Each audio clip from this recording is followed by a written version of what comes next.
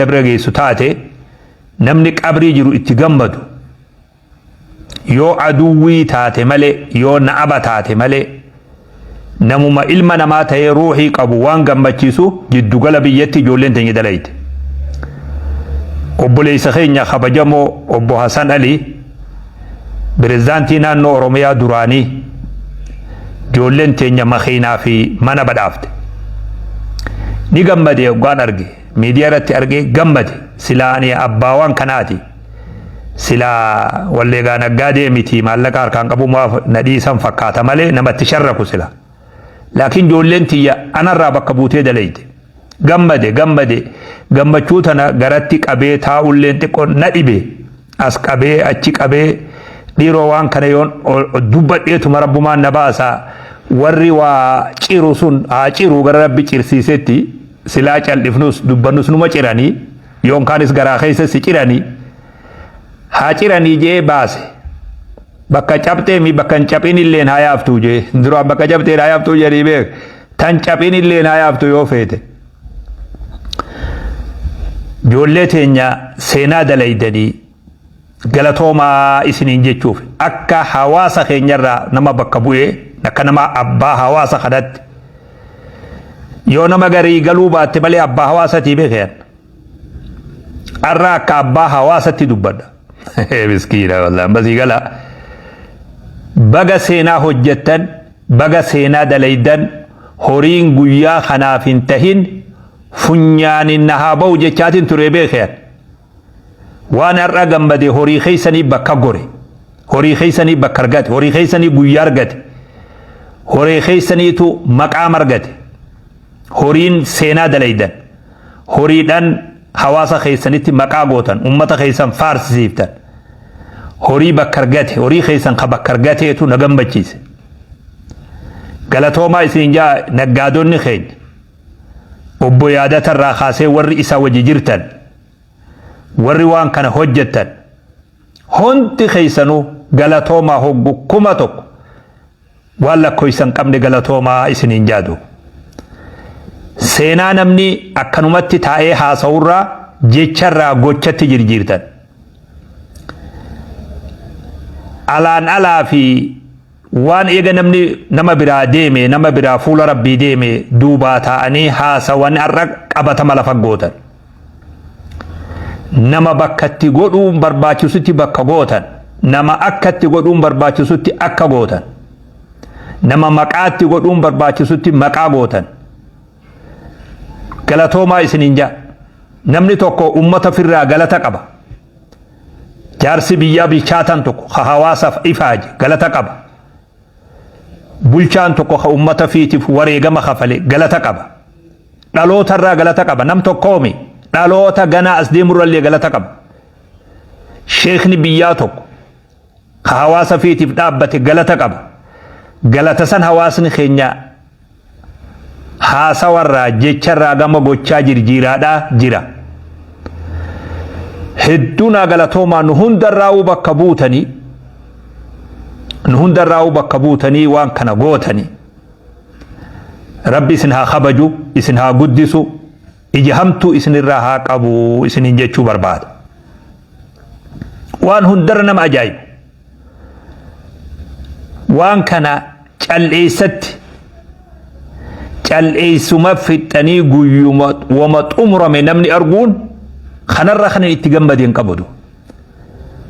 Waan akka faaruu namaan barbaadan darajaa wahiin barbaadan aangoo wahii ittiin barbaadan waan tokko akka maqaa waan kanaatiin argattanillee ittiin barbaadan hawaasummaa namummaadha wanni isin dalaydan odoo nam tokko isin hin dhagayin ji'uma goobanaa jiini kun guyyaa kan bahee odoo namni hin dhagayin ji'a kanuma goobane arge namni duuba akkana namni ogga waa hojjetu kanan hedduu isinirraa gammade. Saayilentii moo maal jettaniin saayilentiitti xumuruu kana akkam na gammachiiftan hujii keessanirrallee akkaataa isin itti deemtan hedduu na gammachiise. Horiin keessan horii barakaa haa ta'u qabeenyi keessan qabeenya barakaa haa ta'u umriin teessan umrii barakaa haa taatu horteen isin hortan hortee barakaa haa taatu milkii malee hongoo takka rabbiin horii keessan keessatti isin dhageessisin tirfii malee khasaaraa isin dhageessisin ija hamtuu isinirraa haa qabu. لا إلى هما دبتا الراتا هما تاتي سما هما هند ربي سن الراها قبو خيجان ديم خقلبين ديم خهركان ديم